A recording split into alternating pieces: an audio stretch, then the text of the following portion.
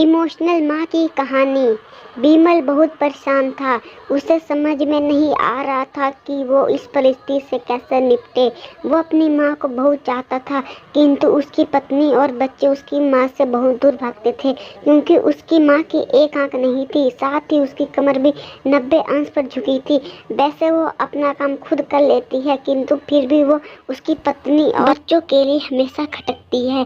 दादी, आप ऊपर के कमरे में जाओ, मेरे दोस्त आ रहे हैं, बिमल के बेटे अखिल ने बड़े बेरुखी से कहा। पर बेटा, मैं तो यहाँ बहुत दूर बैठी हूँ, बिमल की माँ ने बहुत प्यार से कहा।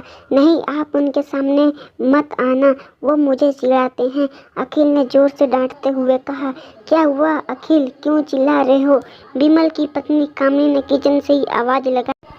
देखो ना माँ, ये दादी यहीं ड्राइंग रूम में बैठी है और मेरे दोस्त आ रहे हैं, अखिल ने शिकायत भरे लहजे में कहा। माँ जी, आप ऊपर चली जाओ, क्यों हम लोगों को लजवाती हो?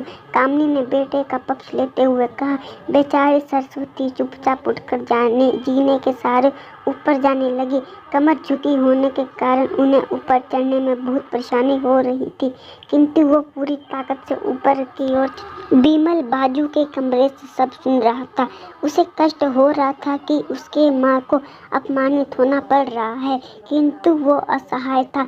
अगर वो कुछ कहता है तो पत्नी और बच्चे उसका विरोध करने लगते हैं। दूसरे अनेक तर्क भी सही लगते हैं।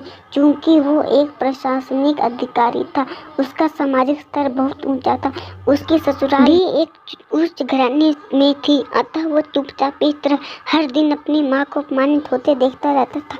रात को बिमल की पत्नी ने कहा, देखो जी, अब कुछ करो, कल कलेक्टर साहब की पत्नी आई थी, माँ जी अपने देसी धुन गाने में उससे मिली, मुझे बहुत शर्मा रही थी, बताने हुए कि ये मेरी सास है।